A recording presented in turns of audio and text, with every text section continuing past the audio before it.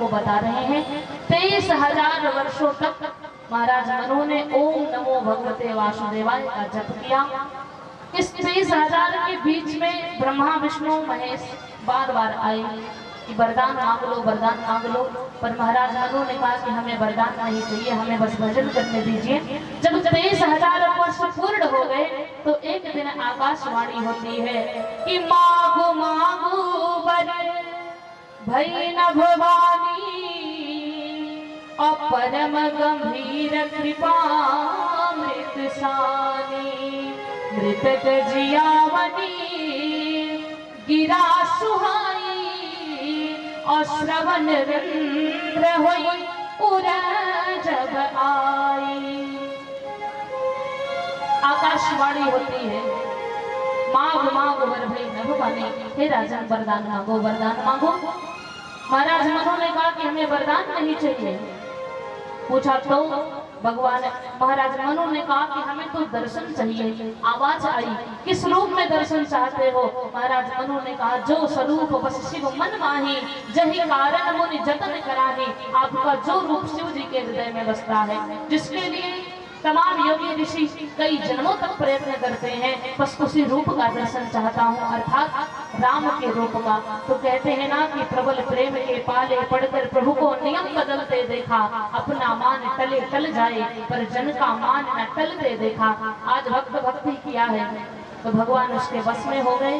आए हैं सरकार, अकेले नहीं, सीता समारोपित वाम भाग में सीता जी भी आई। महाराज मनु महारानी शत्रुपा दोनों ने दर्शन किया, शरण में नमन किया, प्रणाम किया। राम जी ने कहा मनु वरदान मांगो। महाराज मनु ने कहा प्रभु आज नाथ मैं कहाँ न पावा, आपका दर्शन मिल गया, सब क्या नहीं मिल गया, अब कुछ नहीं चाहिए मुझे, सब कुछ तुमने दे दिया, अब क्या मांगो क्या मांगो। राम जी ने कहा मनु तुमने तप किया है, तप का फल मेरा दर्शन प्राप्त हुआ, और अब मेरा दर्शन प्राप्त हुआ है तो मेरे दर्शन का फल कुछ ना कुछ होना चाहिए, इसलिए वरदान मांगो। महाराज मनु पहले तो मांग नहीं रहे थे कुछ भी, लेकिन राम जी ने बहुत बार दबाव दिया तो महाराज मनु ने वरदान मांगा। हाथ जोड़ करके कहा प्रभु कि दानी शिरोमणि कृपा निधि नाथ कहो सती भाव और चाहो तुम्हें समान सुख प्रभु सन कवन दुराव। हे प्रभु आपसे छिपाना क्या है, चाहो तुम्हें समान सुख। राम जी तुरंत बोल पड़े मनु कि आप सभी से खोजो कहाँ जाई, आप सभी से खोजो कहाँ जाई, बताओ कन्हैया हो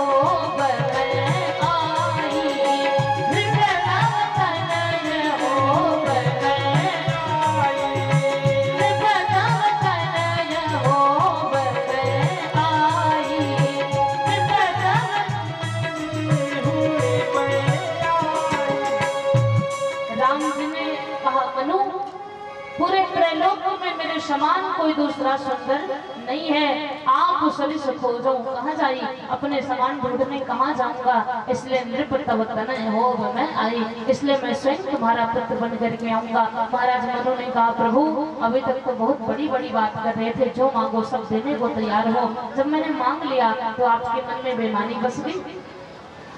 राम जी ने कहा नहीं नहीं, तुमने यही तो कहा ना कि चाहो तुम्हें समान सुत, तो मैंने भी कह दिया अपने समान ढूंढने कहाँ जाऊं, स्वयं बेटा बन करके आऊंगा।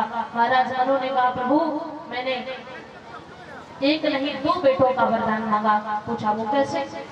तो कहते हैं हिंदी बड़ी विचित्र भाषा है, वाक्य के सामने प्रश्नवाचक लगाओ तो अर्थ कुछ और, पूर्ण विराम लगाओ अर्थ कुछ और, कामा लगाओ अर्थ कुछ और। तो यहाँ विद्वान कहते हैं कि महाराज मनु ने कहा कि प्रभु चाहो तुम्हें कामा समान सुत, एक तुम्हें चाहता हूँ एक तुम्हारे समान चाहता हूँ।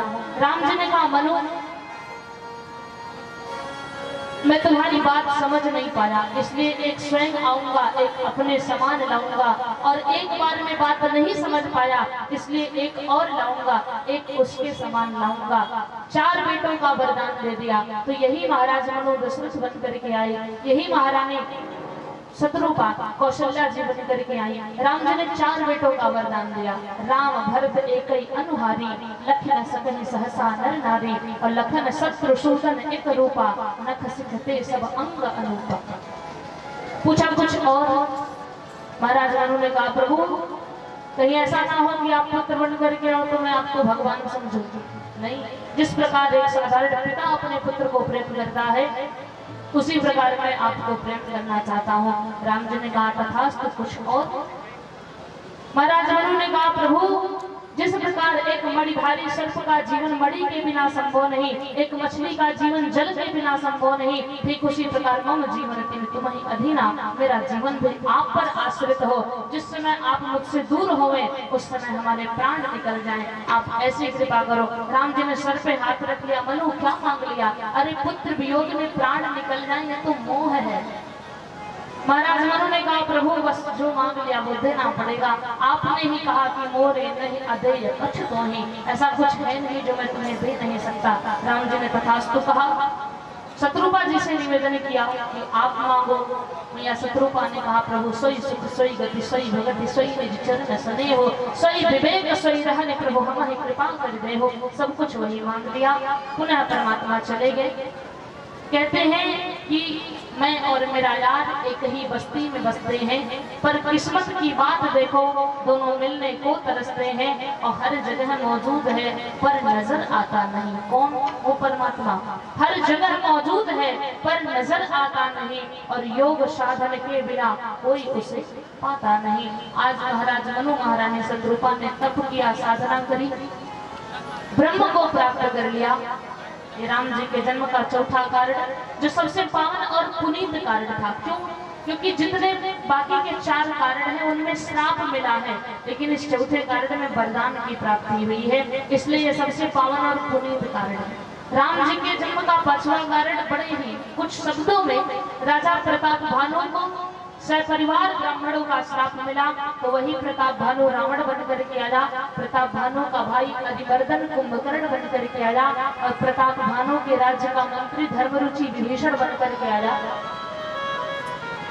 पृथ्वी पर राम जी के जन्म के पहले रावण का जन्म हुआ था। रावण के राज्य के लोग कैसे थे मैं आपको बता दूं। अभी भी रावण मरा नहीं है प्यारे, हमारे आपके समाज में ही है, हर किसी के मन में अभिमान बन करके बैठा है।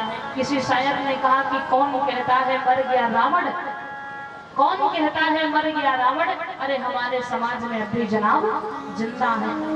रावण के राज्य के लोग कैसे थे बस चंद पंक्तियों में बताएंगे, पुनः कथा को आगे बढ़ाएंगे। तुलसी बाबा ने लिखा कि बाढ़े खल बहु चोर जुआरा, झेलम पट पर धन पर तारा, बाढ़े खल बहु चोर जुआरा, झेलम पट पर धन पर तारा, माँ नहीं मात पिता नहीं देवा, साधु सन करवा वही सेवा, माँ नहीं मात पिता नहीं देवा, साधु संग करवा वही सेवा, जिनके यह आचरण भवानी, से जान हो निशिचर सम प्राणी, से जान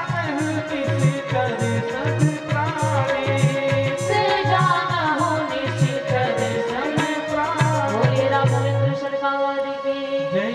तुलसी बाबा ने लिखा कि जब रावण का राज्य आया तो बाढ़े खल बहुचोर जुआरा, चोरों की अधिकता हो गई, जुआ खेलने वालों की अधिकता हो गई, ऐसे लोगों की अधिकता हुई जिनकी दृष्टि सदैव दूसरे के धन पर, दूसरे के स्त्री पर रहा करती है।